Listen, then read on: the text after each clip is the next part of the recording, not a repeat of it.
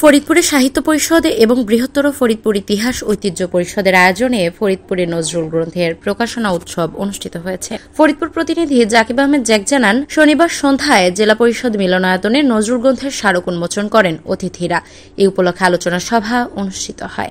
এ সময় ফরিদপুর সাহিত্য পরিষদের প্রতিষ্ঠাতা সভাপতি প্রবীণ শিক্ষাবিদ অধ্যাপক এম.এস. আমাদের সভাপতিত্বে ও মৃণাল সেনের চলচ্চিত্র সংসদের সভাপতি মৃধার রেজাউল করিমের সঞ্চালনায় প্রধান অতিথি হিসেবে উপস্থিত ছিলেন Bangladesh energy regulatory commission BSEC chairman Jalal Ahmed.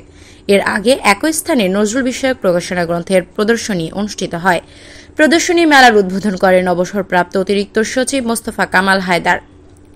আলোচনা সভায় ফরিদপুরের সাবেক জেলা প্রশাসক মোহাম্মদ ইয়াহিয়া ভুইয়া, সাবেক অতিরিক্ত সচিব মোহাম্মদ আলী খান, সাবেক যুগ্ম সচিব আহমেদুর রহিম, ফরিদপুরের ভারপ্রাপ্ত জেলা প্রশাসক মোহাম্মদ ইয়াসিন কবির, ফরিদপুর ডায়াবেটিক সমিতির সম্পাদক প্রফেসর শেখ আব্দুস সামাদ, ফরিদপুর সাহিত্য পরিষদ সভাপতি প্রফেসর আলতাফ হোসেন, ফরিদপুর সাহিত্য ও সাংস্কৃতিক উন্নয়ন সংস্থার সভাপতি বীর মুক্তিযোদ্ধা আবুল ফয়েজ শাহনেওয়া, ফরিদপুরের নজরুল গ্রন্থের সম্পাদক ও লেখক এবং ফরিদপুর সাহিত্য পরিষদ সম্পাদক মফিজ ইমাম মিলন, ফরিদপুরের কবি সাহিত্যিকগণ সহ বিভিন্ন স্তরের গুণীজনেরা উপস্থিত ছিলেন।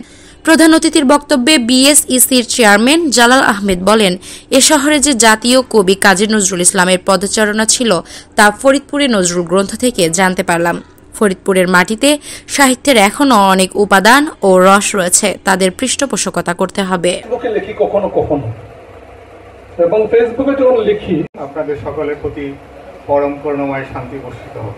কম বলতে হয়, সিভিল সার্ভিসে এসেছিলাম, এই জন্য আমি গর্বিত মনে করছি লিখে।